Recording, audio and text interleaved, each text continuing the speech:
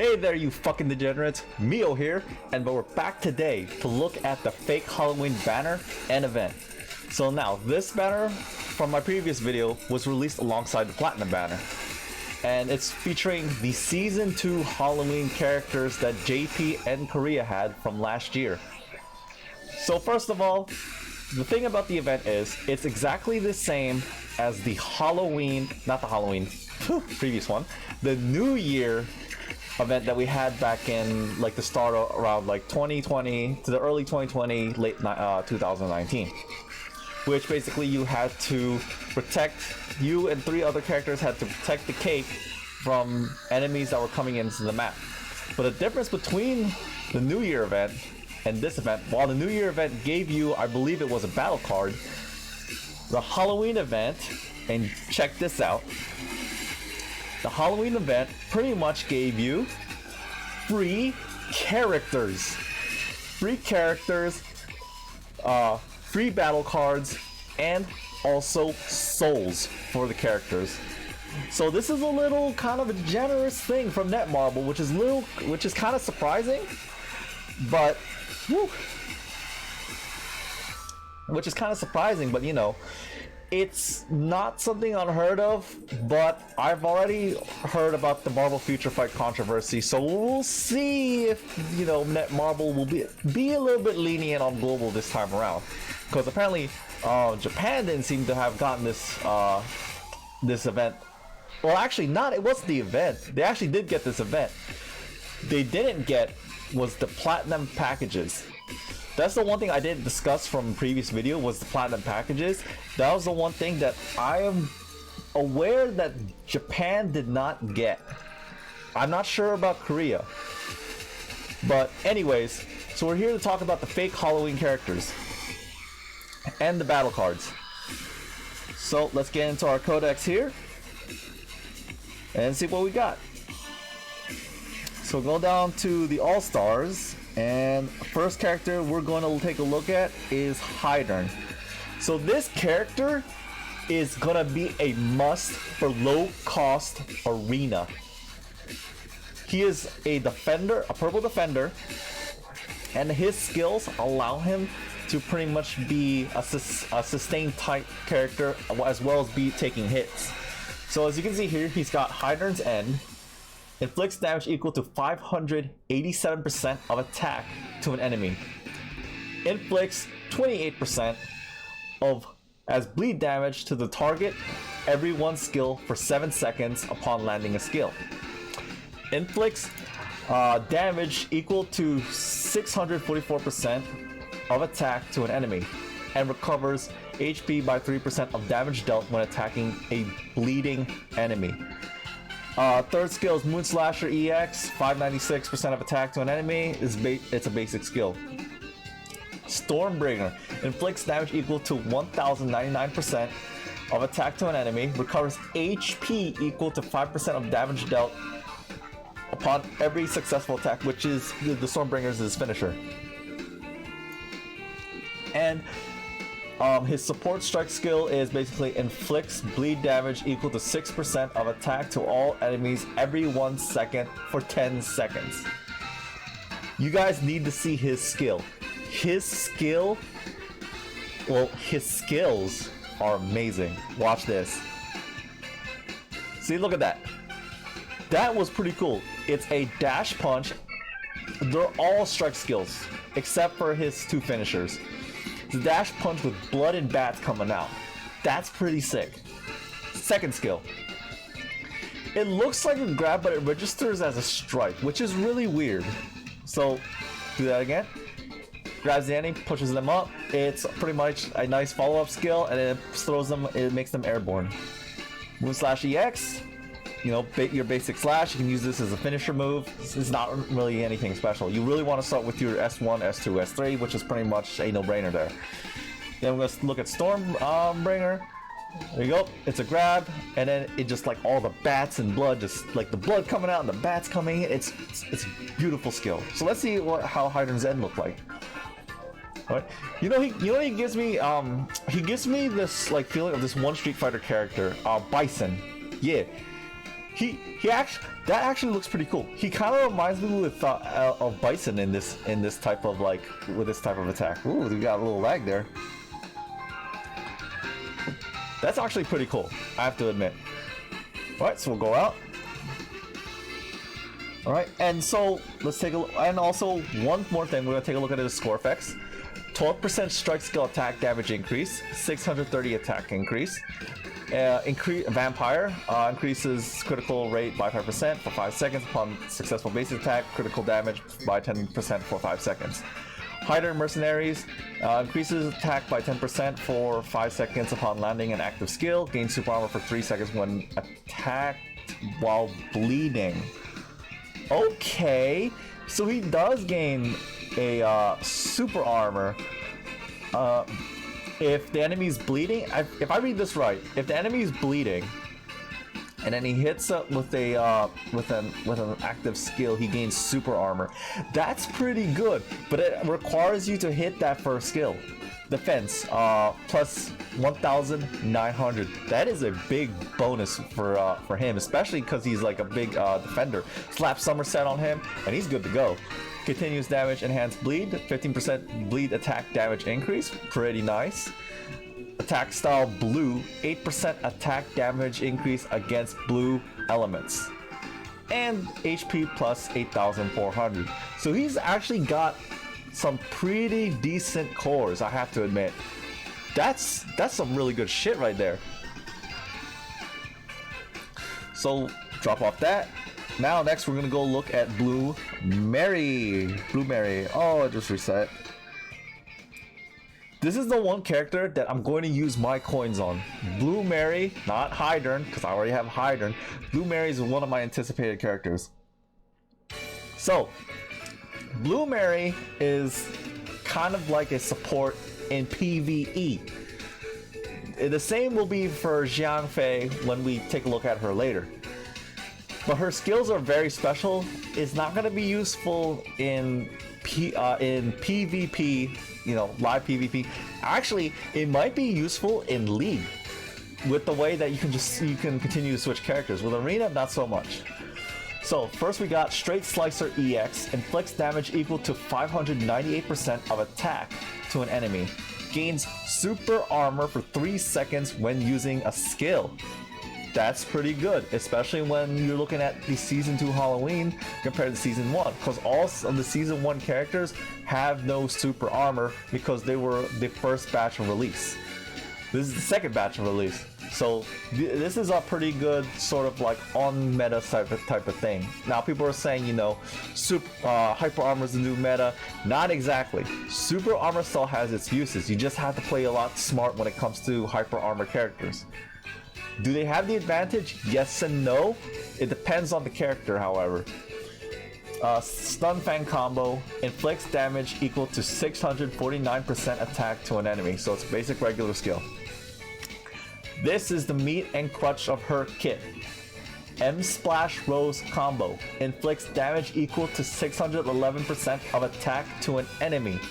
Increases attack speed by 12% for 7 seconds, and all active team members, including the caster, attack by 20% for 7 seconds.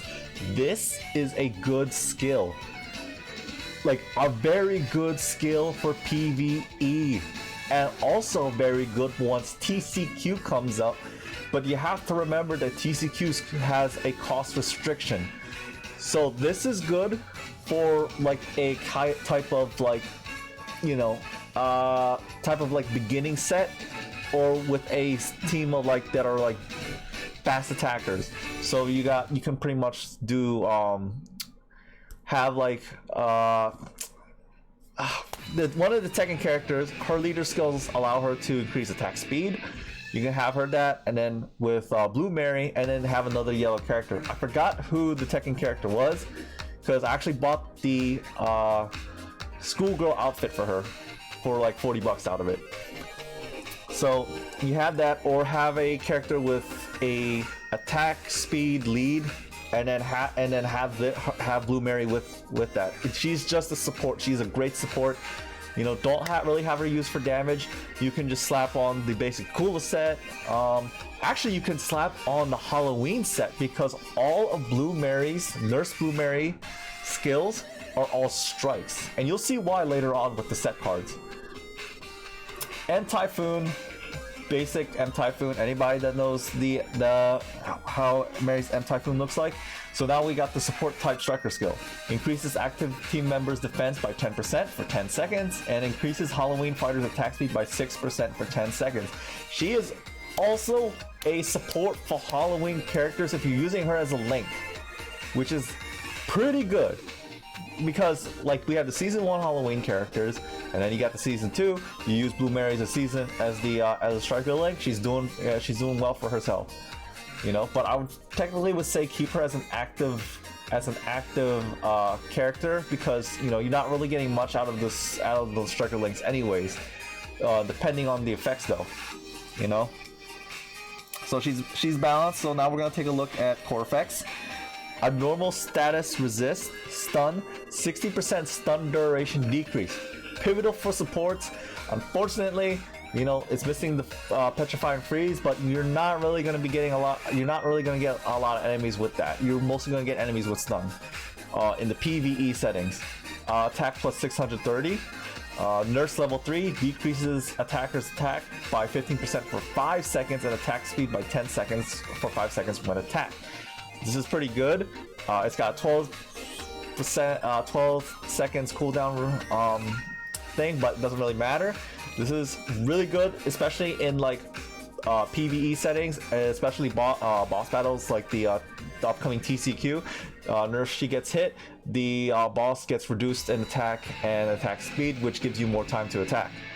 The problem is that bosses aren't technically really affected by this because, you know, their AI, they have attack patterns and their AI is not that great. Freelance agent increases damage dealt to target by 20% for 10 seconds upon landing an ultimate move. It's pretty decent. Defense plus 1,900, 1,900 defense increase. Oh, here you go. Abnormal status resist petrify. Okay, so she does have something that goes against petrify, but it's kind of not as good as the other one, which is 60%, 30% petrify duration decrease. This is weird. Why is it like her stats are just so okay? So now I see that she has the petrify and freeze resist, but it's not as good as the stun. But then again, like I said, stuns and PvE are more prevalent than petrify and freeze. So you'll be saying, so she's pretty good against overall, like a general sort of setting in a way. So HP plus 8,400, basic stat increase. You know, she's really good to use. I would say have her in TCQ. I actually think she's a must in TCQ. You know, you'll be getting buffs because in TCQ you just want to do damage. You know, you want to do as much damage as you can, maximize that damage, and just freaking just wreck it.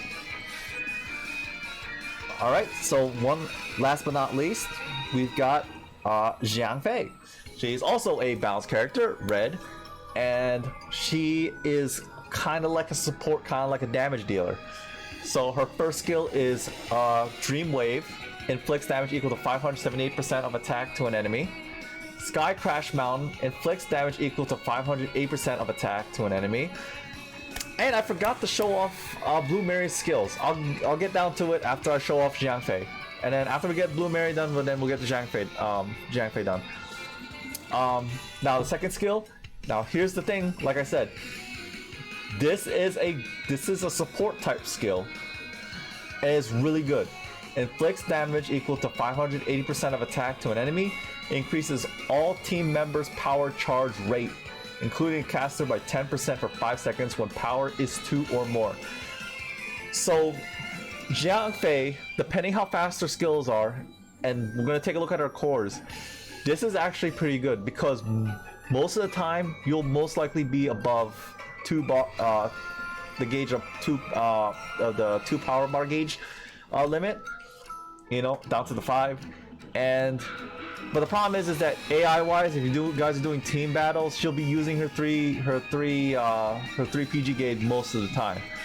Now the hard thing is that you roll for Xiang Fei her battle card is not in the battle card shop. So, you know, but it's not like you actually need the battle card.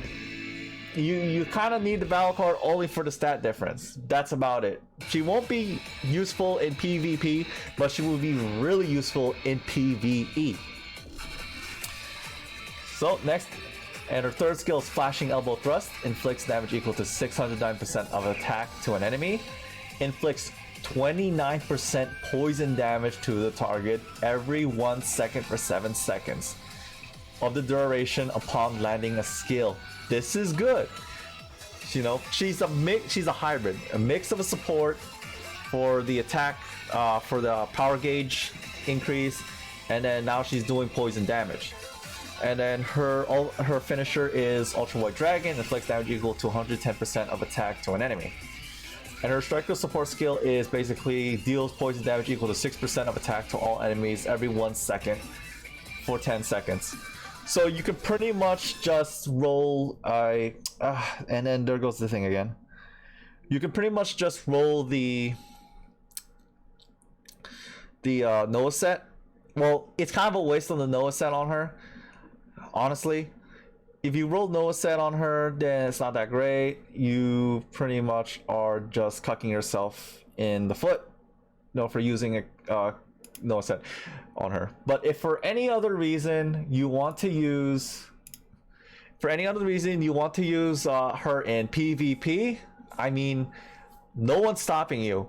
Anything you guys do, that is up to you. It's optional. Because the thing is that you want to enjoy the game to the max of of your ability and your tolerance. That tolerance is a big thing, because a lot of times you'll get frustrated because you're having fun playing with the units you want to play, and then some asshole with like a full fest team just comes and bodies you when you're trying to play like championship. Just be warned. If you want to make these characters work, the ones that are not technically what people consider meta, then you really have to get good playing these characters. There's no exception to the rule. So now we're gonna take a look at Zhang Fei's skills. Oh, all right. Apologies for the technical difficulties. So now we're gonna go for Dreamwave. All right, nice. So forward dash, and then it does a sort of like energy attack, close range energy attack. So we'll do that again. Boom. All right, that's nice. Get it. She's kind of, I don't know what she is. I know what she is. I forgot what it. It's a type of zombie that has like little talismans on like in front of their faces. All right. So next we'll go there. Okay. So she got the bats coming out of her. It's a, let's see here, dash, uppercut. So it's an airborne sort of deal. So I would say maybe do Sky Crash, Mountain, Dreamwave, but let's see how Elbow Thrust looks. Okay, it's not bad. So you want to do Sky Crash Mountain, Dreamwave, then Flashing Elbow Thrust. Or you can do Dreamwave, Flashing Elbow Thrust, then Sky Crash Mountain. And this is basically the combos you can do. As a suggestion. So those three are done, so we'll do one more of this. Okay, that's not bad. It's actually a pretty nice combo inhibitor there. Next is Ultra White Dragon. Nice. Alright. It's alright. I mean, like, it's a nice sort of combo kind of thing. I haven't really seen Zhang Fei's skills in action, because I don't really own her, nor the I don't even own the step banner version when she came out, because I didn't really see a need to really roll for her, because she wasn't really that interesting to me. And while I had like multiple fest characters anyways. Mighty Steel God Slashing Fang. This is with her battle card equipped. Okay, nice. Oh, this is actually pretty nice. She's waifu material. I mean, I hope I can get her. Now, I like her costume and stuff, and she could actually be useful in TCQ once TCQ comes out. Alright, so that's out. And then we have to do Blue Mary. I 100% forgot about Blue Mary. And that's sad, because in my last video I said Blue Mary is my favorite character. And I forgot to do a skill preview on her, which is a shame. Alright. Straight Slicer EX. All right, so it's a ground dash with a kick uppercut slice. One more. All right, you can see the super armor proccing right there. Next will be Stun Fang combo. Go, there you go. Oh, this is nice. I actually like this one. You got your lows, so if your enemy's down on the ground, you get them down on the ground, you use that. But actually, 2 of her skills are on the low, so this is a nice good combo inhibitor. Alright, so next is M Slash Rose combo. Nice. So basically, it's her M Slash Rose, or like M Typhoon, M Slash Rose type of animation, and it does something extra thing. Let's see here. M Typhoon, it's like see, it's gonna be like this. I'm not gonna show off the finishers of like Blue Mary because I already have her. So, and I've seen her animations all the time. You guys can go check it out in the codex if you want. So now, last but not least, we're gonna take a look at the battle card. So now, here's the thing. My good friend Revan on the subreddit Discord was kind of depressed because he had all these calculations and everything for the Halloween cards. And I'm gonna say, as I said before, every card has its purpose. If you like this card, it's a good, decent card. Not all cards are gonna be broken or OP unless you're talking about the best cards and the Tekken set. They're broken in a different way because they're meant for damage, you know, sort of thing. But then one of the best cards in JP is Mr. Big. It was a defense conversions card, and it's a free set, and it is good. It is really good. So now we're looking at the Halloween set that just came out. So this is the weird thing about the Halloween set. The Halloween set by order, so you got first one's attack, but the effect is all the same. But the thing is that, yeah, it's got different stat effects for each card. So compared to cards like Kula that gives a sort of like bonus for attack, just straight attack, or like the other sets, this is kind of different. It's kind of like the Einset, which is another fest set coming up, and then the Chizuru set, who has kind of the same thing, except Chizuru is attack percent, crit rate percent, and crit damage percent. So this one is the same thing: attack percent, defense percent, and then HP percent. Is pretty much a Einset, except the Einset does penetration, and the stats are 7%, not 6%. So this is a pre-Einset basically, but the Einset has a different use. So with that, with this 6% attack increase, 6% defense increase, 6% HP decrease, increase, not decrease, you know, it has an effect set where it increases attack by 12% and strike skill damage by 23%. This is actually pretty good.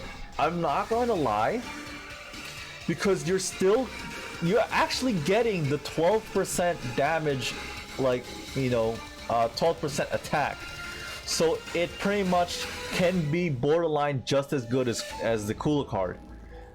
And you're getting strike skill damage by 23%. Again, good card. You can place this on Kazuya. Jin, not so much, because Jin pretty much procs more on the on defense conversion sets, but you can actually put this on Ling Xiaoyu. There you go, got the name. Ling Xiaoyu. Put that Ling Xiaoyu, you've pretty much just got that. Everybody except King. King's mostly is a grabber, unfortunately. Ling Xiaoyu, Heihachi, and Kazuya, you could put this card on there, they'll be great. So now the thing is that, again, different stat sets. You could probably use this for, so this is what I meant by like actually, yeah, so this is what I meant difference to the Kula set. So I'm gonna take my words back. It's not as good as the Kula set, but it can work just as well as the Kula set. It pretty much, you know, and I totally forgot that the Kula set had this.